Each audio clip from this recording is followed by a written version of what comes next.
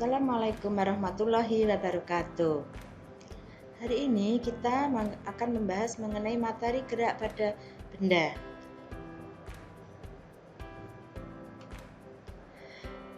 Bagaimana makhluk hidup dapat dikatakan bergerak dan bagaimana pula benda dapat dikatakan bergerak. Suatu benda dikatakan bergerak manakala kedudukan benda itu berubah terhadap benda lain yang dijadikan sebagai titik acuan. Nah, gerak benda yang lintasannya lurus dinamakan gerak lurus. Gerak lurus dapat dibedakan menjadi dua jenis, yaitu gerak lurus beraturan atau disingkat dengan GLB dan gerak lurus berubah beraturan atau disingkat dengan GLBB. Dalam kehidupan sehari-hari, gerak lurus suatu benda umumnya tidak beraturan. Nah, sekarang kita ke konsep jarak dan perpindahan. Jarak adalah besaran skalar, yaitu panjang lintasan sesungguhnya yang ditempuh sebuah benda. Sedangkan perpindahan adalah besaran vektor, yaitu perubahan kedudukan suatu benda. Sekarang kita ke konsep kecepatan dan kelajuan. Kelajuan rata-rata didefinisikan sebagai hasil bagi antara jarak total yang ditempuh dengan selang waktu untuk menempuhnya. Sedangkan kecepatan rata-rata didefinisikan sebagai perpindahan benda dalam selang waktu tertentu. Satuan untuk kecepatan dalam sistem internasional adalah meter per sekon. Sekarang kita akan ke gerak lurus beraturan.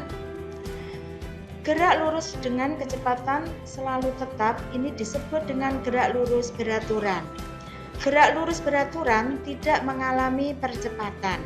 Contohnya, gerak mobil mainan yang dijadikan dengan baterai atau gerak mobil jalan tol yang menunjukkan speedometernya selalu tetap. Nah, gerak lurus beraturan atau GLB ini mempunyai ciri-ciri. Yang pertama, lintasannya lurus. Kedua, kecepatannya tetap. Artinya, pada selang waktu yang sama, jarak yang ditempuh sama. Dan yang ketiga, bentuk ketikan pada tiker timer ini selalu jaraknya tetap atau sama. Kalau dibuat grafik seperti terlihat pada gambar itu. Nah, ini contoh dan grafik. Nah, gambar di samping ini menunjukkan bagaimana kemampuan dua pelari selama 30 sekon. Nah, yang garis merah, yang atas menunjukkan kemampuan pelari pertama yang menempuh jarak 40 meter selama 10 sekon. Sedangkan pelari pertama ini kecepatannya tetap, yakni 4 meter per sekon. Nah, untuk yang garis hitam atau yang bawah, ini menggambarkan kemampuan pelari kedua yang bergerak dengan kecepatan tidak tetap.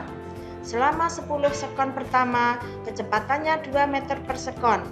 10 sekon kedua istirahat. Berarti kecepatannya 0 meter per sekon.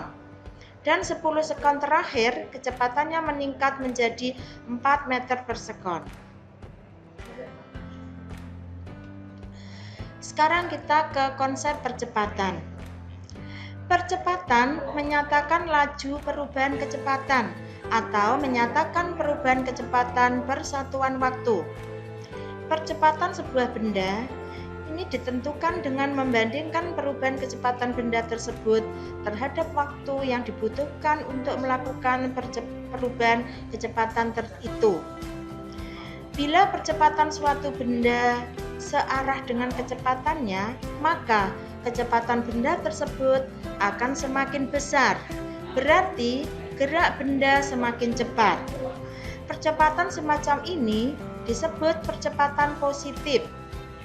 Lazim disebut dengan percepatan.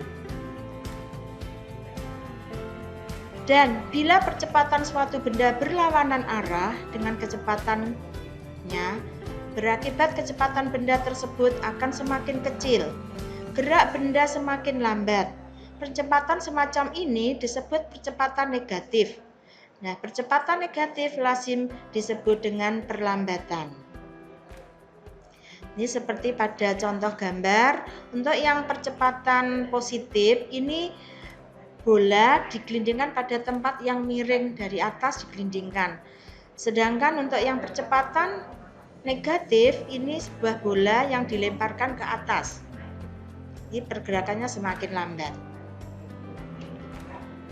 Sekarang kita ke gerak lurus berubah beraturan atau disingkat dengan GLBB. Nah, pada gambar ini ada contoh dari tight timer ya, contoh GLBB yang atas ini diperlambat, sedangkan yang bawahnya dipercepat.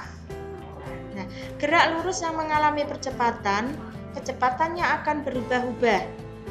Bila besar percepatannya tetap, disebut gerak lurus berubah beraturan. Contohnya, gerak benda yang jatuh bebas dari gerak benda yang kita lempar vertikal ke atas. Gerak jatuh bebas mengalami percepatan oleh gravitasi, sehingga kecepatannya semakin besar. Gerak vertikal ke atas mengalami perlambatan oleh gravitasi, karena itu kecepatannya semakin kecil. Ini contohnya, tabel yang pertama ini menampilkan data waktu dan jarak tempuh dari kejuaraan balap mobil lintas lurus.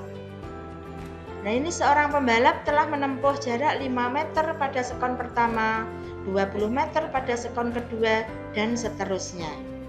Kalau dibuat grafik seperti di bawahnya.